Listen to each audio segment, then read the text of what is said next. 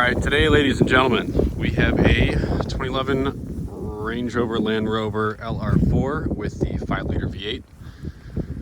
And what we're going to be working on is a crankshaft position sensor. So this thing, when it gets hot, it'll randomly start to stall and won't restart. And so that was diagnosed as the crankshaft position sensor. To get to it, I'm going to drop the front pan. So first, I'm going to do my favorite thing is drive it up on the curb so one side is elevated. I can crawl under there, grab my tools, remove the front skid plate pan, and then that small little access way in between the motor and the transmission where that crankshaft position sensor is located. So we're going to crank this thing up and get her on the curb. So got some fun lights on too. So here's a little part here, not very big. So apparently these things over time, especially on the Land Rover vehicles, start to heat up and lose their ability to pick up those slight magnetic differences in the, I think it's the flywheel or some other like timing gear at the back. So it's got a bunch of little holes in it, and basically it counts how many holes go around in a revolution, and then there's usually a space. So then it can kind of know like where it is in that rotation. So this thing is hopefully gonna fix this thing's issue. Bust that hood open.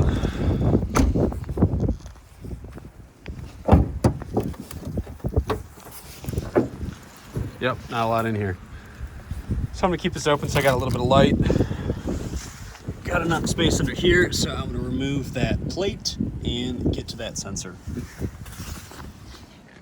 All right, so some bad news. I was trying to use my Milwaukee handy dandy E-ratchet, and look at that, it cracked. So now you can't actually put any torque on anything, so that's really sad.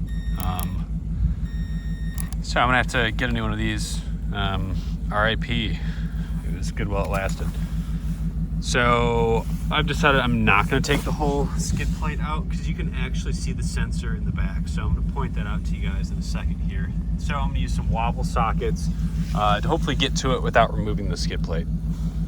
All right, so under the vehicle, that's the passenger side tire, passenger front, passenger rear. You can see your kind of front differential unit right in there, and there is your right there is your crankshaft position sensor in the middle of the frame. So you can see your drive shaft, input shaft for that front diff, and it's right behind there. So it's got a looks like a Torx bit on it. So I'm gonna go put one or two wobble sockets and hopefully be able to snake that out of there without pulling this pan. So yep, right in there. That's your yep, right to focus. Yeah, that's your crankshaft position sensor. All right, we're still under here. So I got my wobble sockets, and I'm actually able to make that angle, which is kind of cool. Sorry about the poor footage, as I don't have my stabilizer today. So you just loosen that up, let this wiring section flop back down, install the new sensor, and repeat. So I'll show you guys once the sensor is out. All right, I got it out. Fortunately, you guys aren't going to get any content on that. So what I had to do is, because it's up on that back side of the transmission, I actually put my head right in this kind of fender well area, and had my arm reached long and was able to do a blind reach and pull the thing out, and also disconnect the connector. Definitely more of a advanced maneuver, if you want to call it that. So let's put these side by side and take a quick look. So here are those two sensors side by side. So this is the original one that's got like 170 on it. I mean, it doesn't look like anything in particular is wrong with them, but these are a mag pickup, so if something happens to the doodad in there, it'll take it out. So I'm going to throw this thing back on that pigtail connector, fish that bolt up through there with the wobble socket, and tighten this in. And after that, let's fire up the car. All right, new sensor is clipped in. You can see it hanging. So just to get right up in that hole. So I'm gonna do that and put the bolt in all one swing. It's a little bit difficult to hold the camera and do that with the skid plate still on there, but if you do have issues, this is a 13 millimeter if you need to take the whole skid plate off, but for the sake of time, I figured I would do it without it. All right, so I was able to hold that bolt basically on my wobble sockets. Let's see if I can get you guys to do that. There you go, like that. Okay, that might work. I don't know if you can see it. But yeah, so basically I was able to put the bolt in my wobble sockets, get it started in the hole. So I'm just gonna finish it.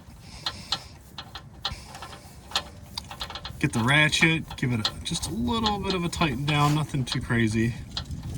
I do want to make sure this thing is seated square, so I'm just gonna push on it gently in the center. Yep, it moved a little. And that's looking pretty good. All right, we'll grab that ratchet.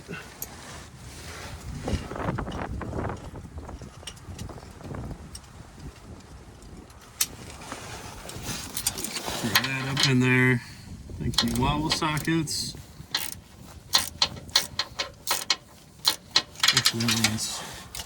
You gotta, kind of pop them out every so often.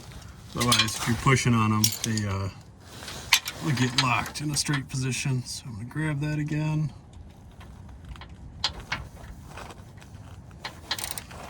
Nice, look at that.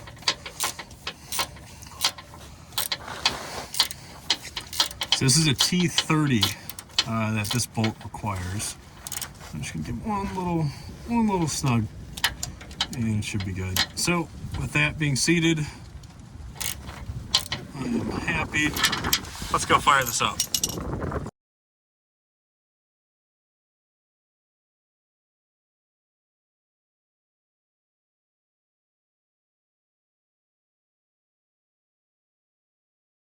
All right, let's see this thing fire up. So I'm just gonna leave my coffee on it just so we can see how smooth of an idle this has. Not even phased. So engine fires up just fine. So I'm gonna let this thing heat up and then drive it till it gets up to temperature and see if the issues persist.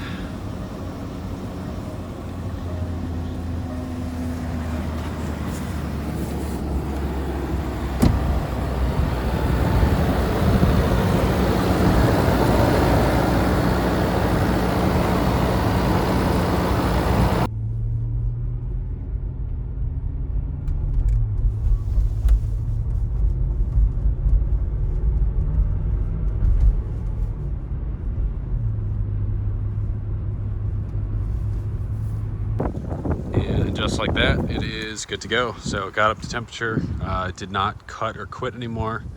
Did feel that the idle was smoother and the throttle response was a little bit snappier. So that sensor was definitely bad. So this is the same procedure on all 5-liter Jaguar and Land Rover products.